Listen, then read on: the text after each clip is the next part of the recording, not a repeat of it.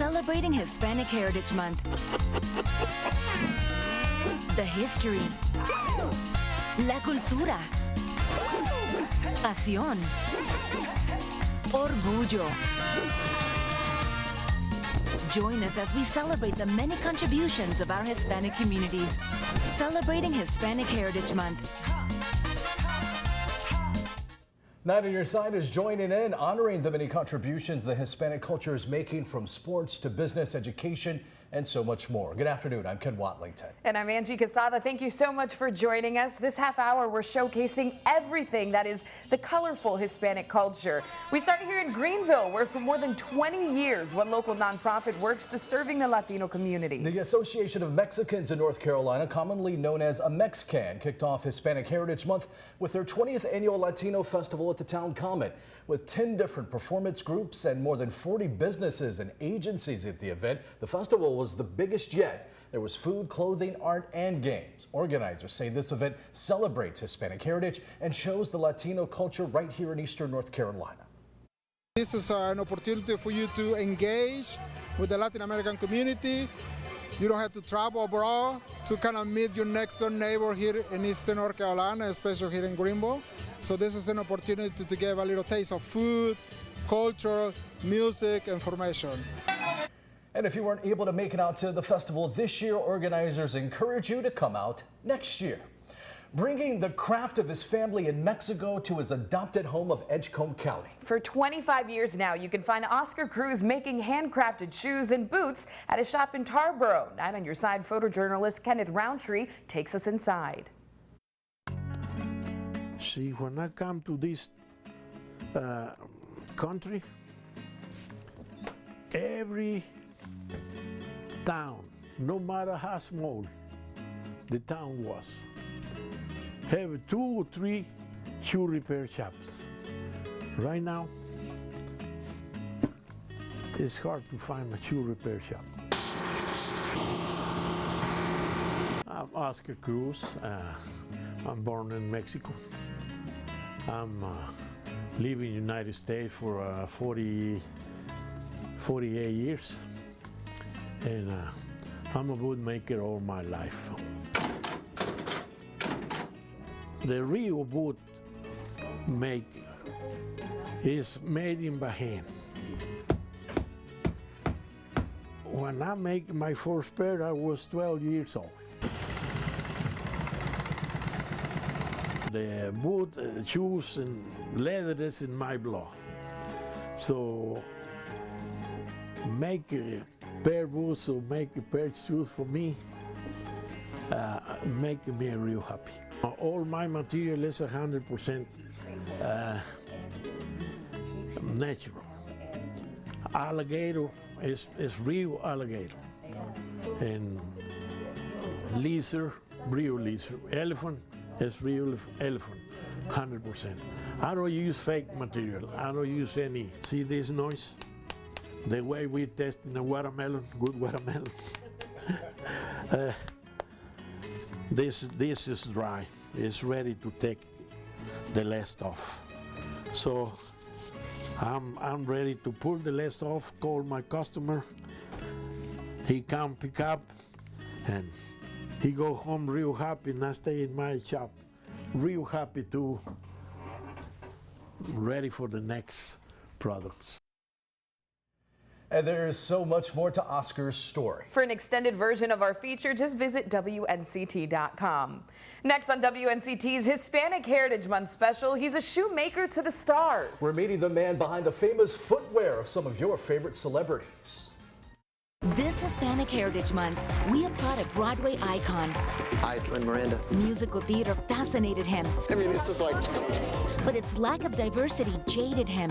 That is often a very all-white world on stage. That all changed after he saw Rent. That's the show that made me feel like I could write a musical. Now he's Broadway's golden boy and continues to challenge Latino stereotypes. My whole world has sort of become about it. Celebrating Hispanic Heritage Month.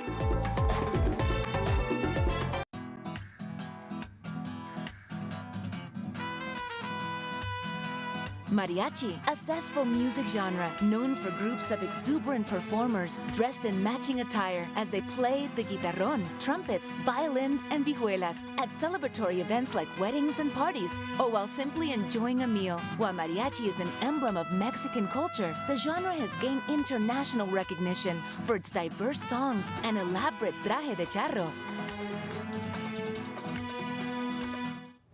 He is a shoemaker to the stars. Jasmine Simkin continues our Hispanic Heritage Month special by catching up with George Esquivel. Okay, George, so how long does it take to make one pair of shoes? Well, it depends. I would say the easiest shoe to make is probably 7 hours, and some of our footwear require up to 30 or 40 hours. They say shoemaking's a lost art, but not for shoe and accessory designer George Esquivel, who's made some custom shoes for some of your favorite stars like this guy.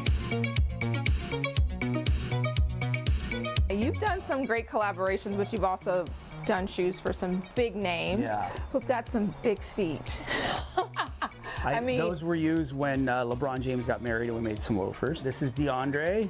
Another NBA player. Champion. This one's got some tiny feet. Look at this. Emma Stone. Hey, Madonna. Does that say 5.5? I know this guy. Hey, Tyson. And then this was Yao Ming's. Look at this.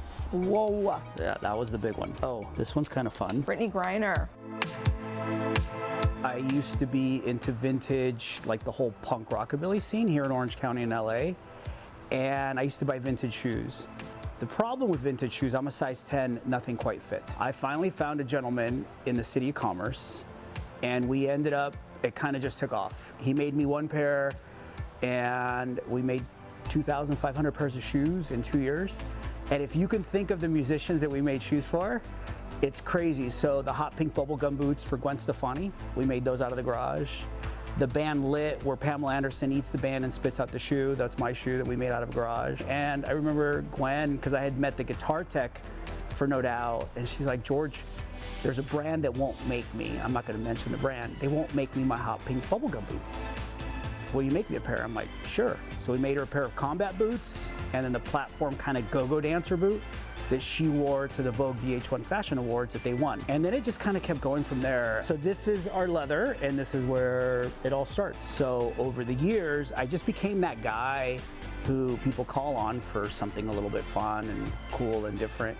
From the musicians to athletes and then back to musicians. In 2009, I was part of the CFDA Vogue Fashion Fund, and I was one of the finalists. I didn't win, but I think I won. So Janelle Monáe was my muse. She shows up in New York and she's wearing this white tuxedo. She got to choose her shoes, and we just kind of hit it off from there.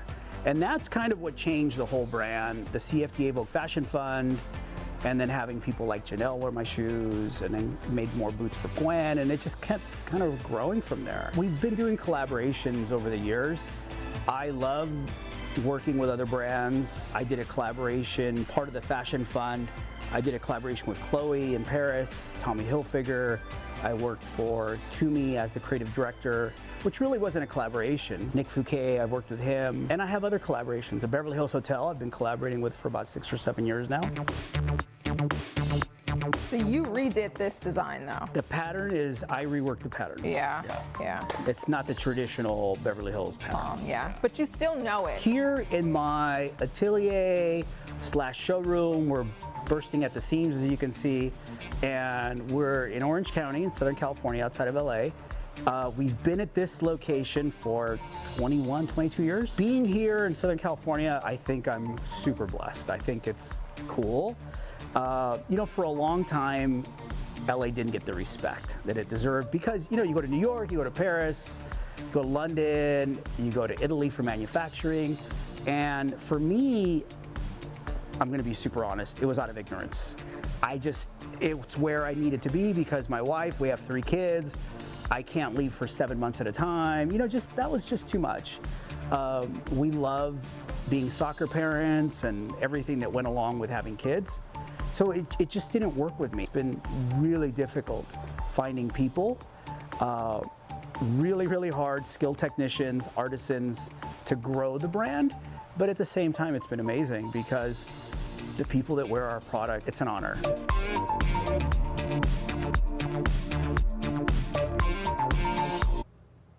Next on our Hispanic Heritage Month special, how a local city is supporting the Latino community. We'll take you to Washington for a closer look at a one-of-a-kind job. Arepa, pupusa, gordita. What's the difference? They're all made of corn and cooked on a griddle, but each one is a specialty of a different country with distinct characteristics. These treats are stuffed with various fillings and have one main thing in common. They're all delicious. Celebrating Hispanic Heritage Month. Celebrating Hispanic Heritage Month. Ceviche, also known as ceviche, is a South American dish with all sorts of fish. It's not raw, but actually cooked in citrus juices, a technique that originates from Spanish and Muslim culture. In Peru, it's part of that country's national heritage, even having its own holiday. Celebrating Hispanic Heritage Month. The city of Washington is making sure to celebrate their Hispanic population, as well as make sure they're giving them resources to be successful. And they're doing it with the help of one Eastern North Carolina native. 9 on your side's Aaron Jenkins has more with the city's first ever Latino community outreach coordinator. Meet Abigail Cabrera. I am a first generation Latino living in the United States. My parents are both from Mexico. Their main focus was to provide a safe place for us to get education, create a good future for ourselves, and kind of just call the United States our home. Now Abigail is making sure people in Washington have those same opportunities. My main focus is to assist the city in helping the Latino community kind of know about the different services that the city offers, like the health services. We have some local businesses, and we have a legal service who is starting to push out for our Latino community. Her position started as a translator for the city's police department. It has quickly evolved into much more. Translating city documents and helping our community partners. I do a monthly story time, bilingual story time for toddlers. We just read back and forth from Spanish to English. It's important work because she says sometimes it can be challenging for the Latino population. I think it's important for people who do have that language barrier to see that there's someone not only that looks like them but sounds like them, you know, in a role that can help to start initiatives or do something in the community for them. It's a city-supported effort that Abigail says she's proud to be a part of. I don't think that this role could be successful without there being people who truly believe in, you know, being a more inclusive city. It's a really nice place to call your home. You have the country, you have the water, you know, and I think now with the city finding new ways to be more inclusive, it's a beautiful place to, you know, feel welcomed. And that was our Aaron Jenkins reporting. One of Abigail's tasks was to plan the city's first Hispanic Heritage Month festival. It'll be full of live music, food, and resources on October 7th at Festival Park in Washington. And speaking of outreach, using his Puerto Rican roots, a Louisiana police sergeant is helping with the language barrier in the capital city, giving unheard communities a voice. Ana Conejo has more on how this officer is making a safe space for the Baton Rouge Hispanic community. Necesita algo, ayuda, cualquier información, pues se la podemos dar, ¿ok? Sergeant Reynaldo Sierra has been serving the Baton Rouge Police Department for almost 2 decades, representing a underserved community. We did not have that many Hispanic police officers on any force, any cities in Louisiana. And throughout time, Sierra has been using his Hispanic roots to build a relationship between the police and those who can't speak English. Because of that language, they got some type of mistrust because they don't know. It makes me so happy just to know that I'm helping them. Aside from his badge, Sierra is proud to represent his home of Puerto Rico, where he left to go to college after receiving a baseball scholarship. I didn't speak English when I first came in. I was kind of scared. I did not know I was going to get into if I was going to make it. I had no choice but to learn the language, learn the culture. Although he's far from home, Sierra says he's always representing his culture right here in the capital city. I'm Hispanic. I never felt different. I am who I am. I was born that way. At this time, Sierra is recruiting new law enforcement and says a big mission is getting more Hispanics ready to protect and serve with the hopes of helping others, like Clementino. Nosotros los sentimos seguros, ustedes que habla Exacto, que habla. hispano, la entendemos bien. Pues bueno, por la seguridad, porque es raro que un policía venga así. Our final stop is a ranch in Wilson County carrying a longtime Mexican tradition. A closer look at Charavilla after the break on our Hispanic Heritage Month special. Latinos in the house. This Hispanic Heritage Month, we celebrate Latin dance. Let's go. Ya tú sabes. Oh, yeah. Cuba presente. Salsa. República Dominicana presente. Merengue. Colombia presente.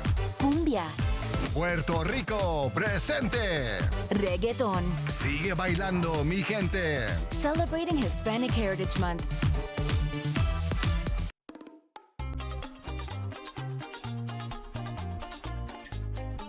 Dia de los Muertos, our Day of the Dead, is a Mexican holiday where departed souls reunite with the living.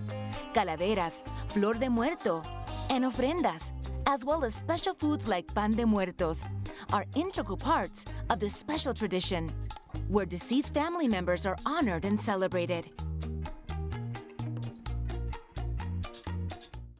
We wrap up our Hispanic Heritage Month special with a look at Charadilla, the national sport of Mexico. Similar to rodeo, Charadilla has historical ties to Mexico's fight for independence. Now, around 50 teams of charros are carrying on the tradition here in the United States. One is based right here in eastern North Carolina at Cavietta Quarter Horse and Cattle Company in Wilson County.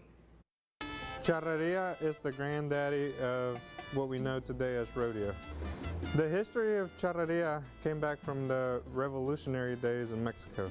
A lot of the Mexican cowboys, the charros, got to fight in the revolution to gain their independence. So the charros have been around for a long time, and they were an army, so to speak. Charreria is a very important part of Mexico. In today's society, it's actually the biggest sport. It's a national sport by excellence in Mexico.